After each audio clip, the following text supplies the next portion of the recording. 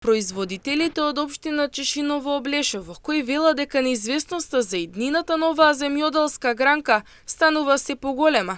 Проблеми со наводнувањето, недостигот на заштитни средства и ниската откупна цена, според нив го доведуваат во прашање опстанокот на Оризот.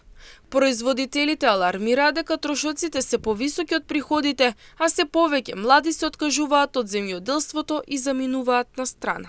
Оптималните услови се на Оризо од 15 април до 5 мај, тука 6 мај највише, а ние на 10 почти овоаца.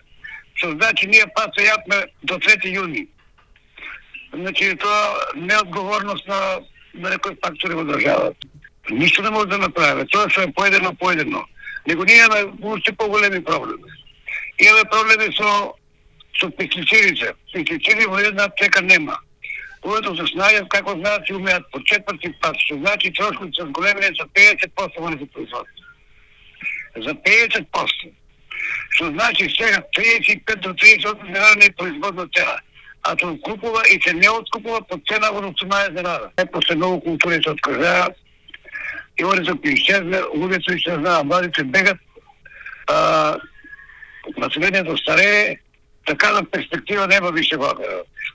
Тоа е само мислам на име како мисле некој земјоделец да преживее.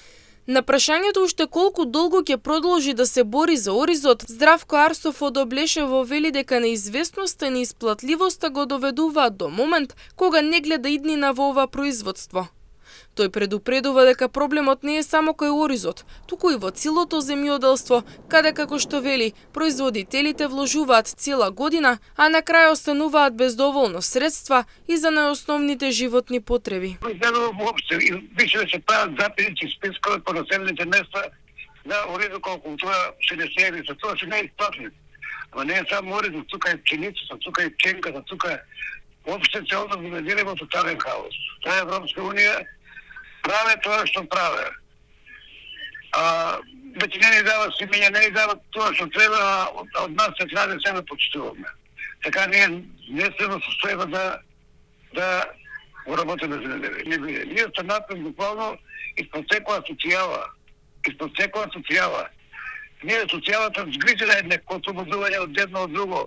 Ние цела година инвестираме, па добро, како е тоа? Тоа ако да земеш карта во еден правец, и после не може да се врнеш, а за доручок и за вечера нема пари. Ние сме во таква ситуација оставени.